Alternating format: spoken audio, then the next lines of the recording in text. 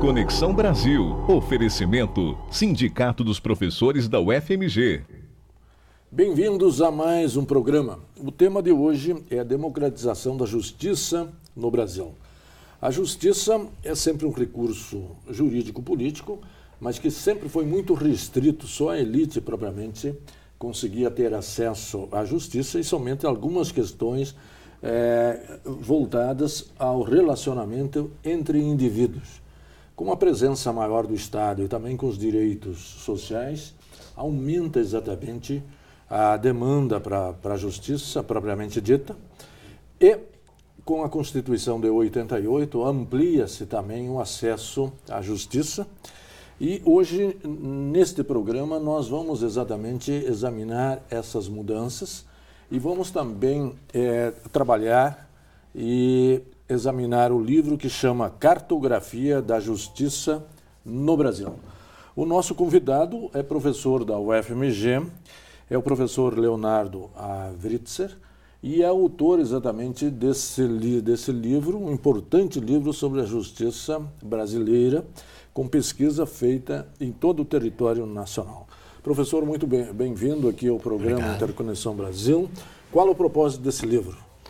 Olha, muito se fala sobre a justiça no Brasil, né? Ou seja, a justiça certamente assumiu, o sistema de justiça certamente assumiu um protagonismo na sociedade brasileira desde 1988 e, em particular, nos últimos anos.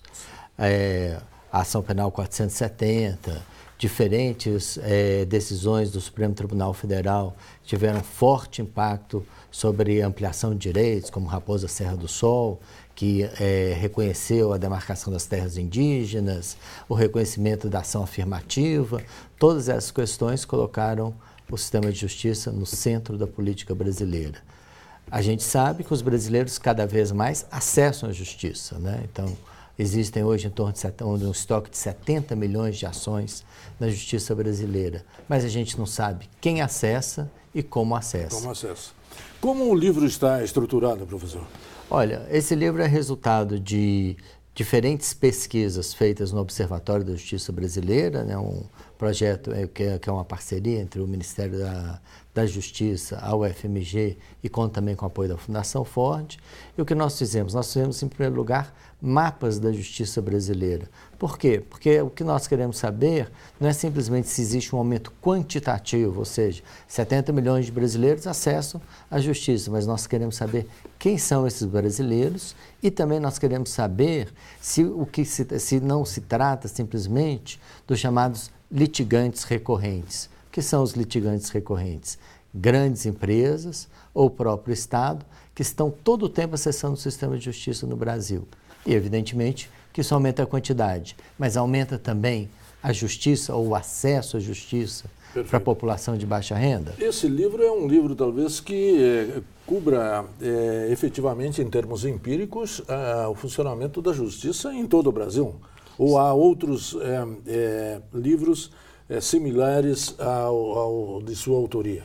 Olha, que eu saiba, não, né? Esse livro nós fizemos mapas em 13 estados brasileiros, né? Então trabalhamos fortemente o acesso à justiça em 13 estados, também trabalhamos dados do sistema de justiça em 3 estados, né? Rio Grande do Sul, Minas e São Paulo. Então, na abrangência e no tipo de análise de dados, não existe um livro similar no país. Quem é a equipe que produziu o livro, professor? Então, esse livro é organizado por 3 autores, né? Eu, né?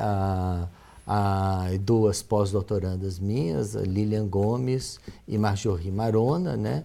E, além disso, ele contou com a participação da equipe do Observatório da Justiça Brasileira aqui na UFMG. Perfeito. Que avaliação se pode fazer da justiça no Brasil em termos históricos, professor?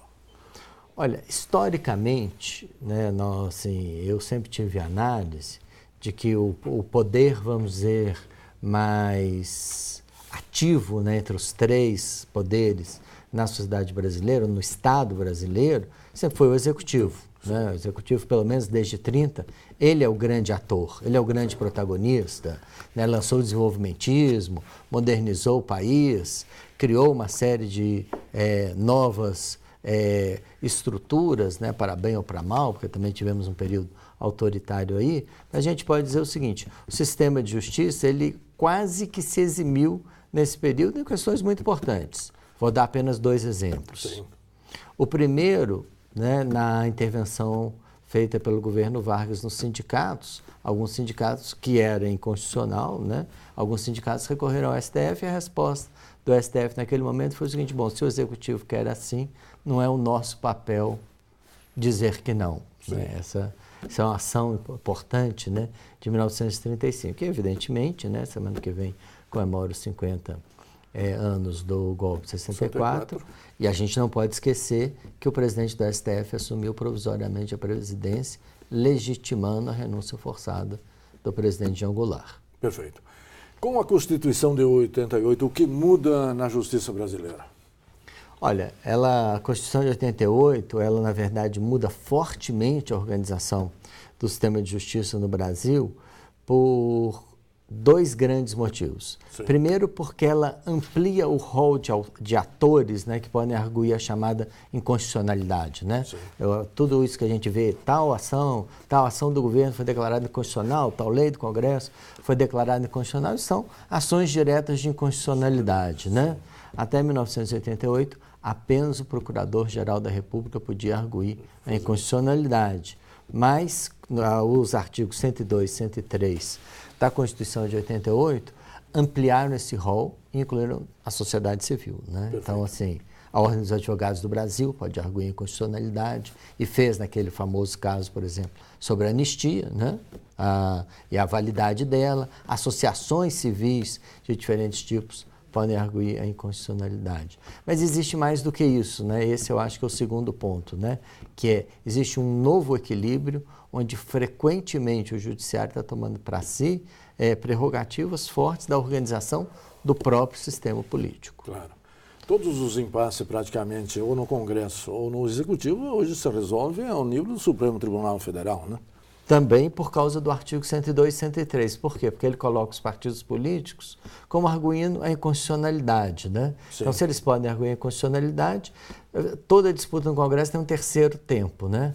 E o terceiro tempo alguém vai ao Supremo Tribunal Federal e argue a inconstitucionalidade. Mas é interessante perceber um detalhe. Sim. Quase todas as ADINs propostas por partidos políticos, elas acabam extintas por perda de objeto. É mais uma estratégia política do que uma grande intervenção do Supremo, ainda que a gente sabe que pelo menos 2, 3 casos o Supremo interviu fortemente no sistema político. Né? A cláusula de barreira. Perfeito. Nós retornamos ao tema no segundo bloco e, sobretudo, vamos trabalhar a estruturação da justiça no Brasil nos seus diversos níveis. Um instante só, voltaremos já. Interconexão Brasil. Oferecimento Sindicato dos Professores da UFMG.